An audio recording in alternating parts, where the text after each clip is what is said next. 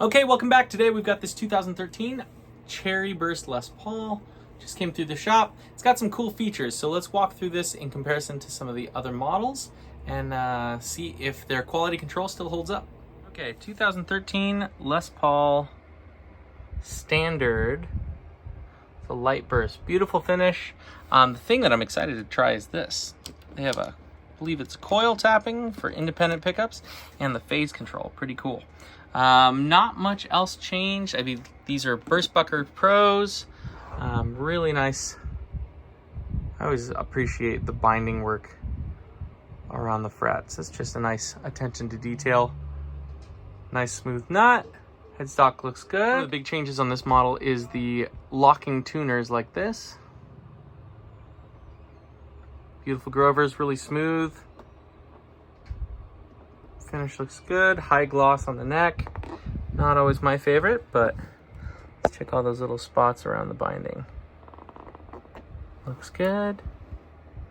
Like I said, this is 2013, so it's been around for a while, so you can kind of see what some age does to the finish. I think it was probably a little bit more satin when they bought it. You can see some of the sinking. Now this one has an active circuit, which is pretty cool. It looks to be factory, so we'll check that out. That might be a little ding there, but that's not their fault. Yeah, beautiful mahogany, flame maple top. This is a really nice match. You can see the right and left, and when you move, the flame shifts with your eye, which means it's a real piece of maple. Yeah. Let's check out the neck profile and plug it in. Okay, so the feel of this is really nice. It's a traditional 60s neck, kind of on the thinner side, more standard width, and they do that binding stuff so you don't ever really have any fret sprout. Feels good on your hands. Weight's nice. It's definitely, you know, mid-grade for the Les Paul stuff. My guess is probably about 8 pounds-ish, maybe 8.5, but it doesn't feel excessively heavy. I mean, it's what you expect on this. Now, this one has some really cool features. I'll have to look up what year they included and which years they didn't include this, but it has 3 really cool, instead of just like pull up knobs, this one you actually push down and then they pop up, right? So it's got 3 of them, which is pretty sweet. This first one and this one, that's a coil split for these pickups. So you can go single coil and kind of get some cool Fender tones.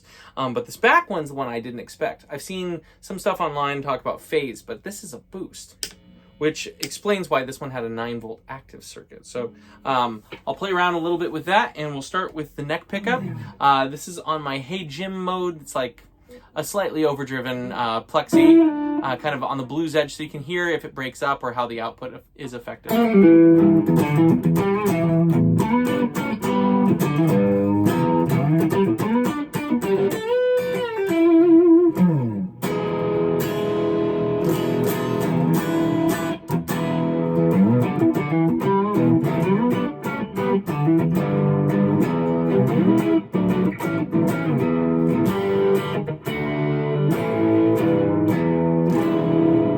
Middle pickup.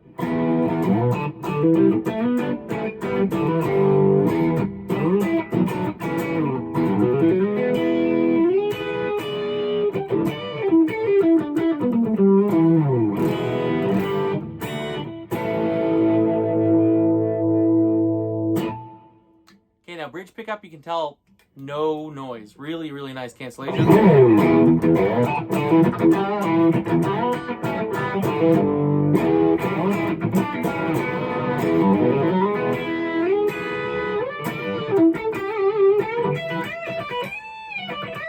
Yeah, the bite's great on this. Even with like kind of low distortion or low gain. Articulation is great. The neck is really fast, really low. Let's check out those other features. Okay, so we're going back to the neck, but now we're gonna hit this, and that's gonna be our coil split. You can hear the noise is added back in, but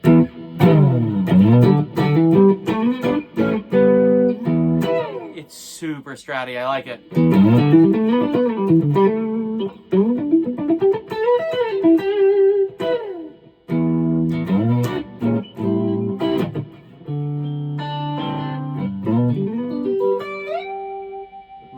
go middle pickup. Just for fun, this is the middle pickup with the neck split, but the bridge straight.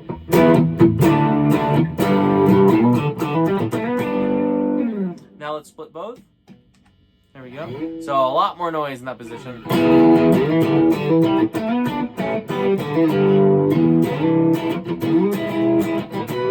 But it sounds so much different than a Les Paul, which I love. Having that option is great.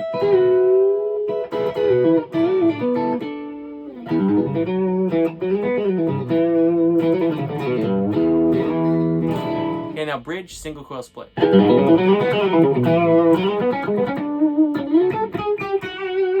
It's got that. Tully Sparkle, I love it.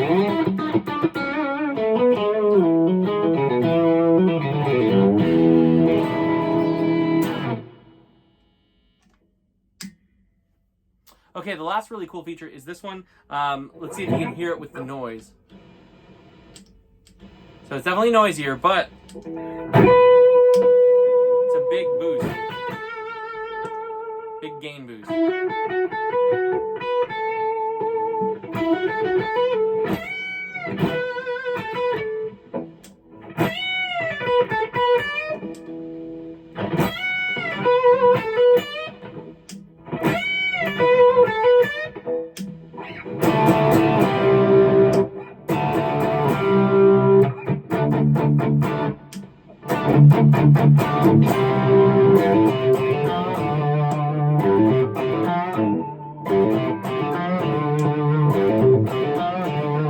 Now to me, that's a cool kind of gimmick, but the noise is it's pretty high. So I would probably opt for a boost pedal so that you have more control over the tone and the quality. But you know, someone might love it and they just need it, and you never know. Or you just hit it and you have some fun with it. So I'll give them credit for including something cool, and just because I haven't had it. And I like the mechanics of this is very nice, because you don't have to take the time and get under the knob to pull it up. You can just quick hit it, right? And by hitting it, it's very obvious when you have something you can look down, and if you've accidentally hit something, you can tell, right? Where some of them, I don't know, like if you have a button and you hit it accidentally, it's kind of hard to tell if you've done it or not. You have to cycle it on and off to hear, right? So this is nice that it's got the visual indicator. Everything feels really smooth, as to be expected. Never had big problems with like the components in Gibsons, other than these switches. These switches have to be cleaned and rebuilt every once in a while, but this one feels tight. I'm always trying to see too if, like, between the switches, how bad that crackle is. It's good if you do it quick. So yeah, cool. One heck of a cool Les Paul. I would definitely look for something 2013-ish. If it was very cool Les Paul. I would highly recommend it. Let me know what your favorite Les Paul is down in the comments. Hit like and subscribe, and I'll keep making videos. We'll see you soon.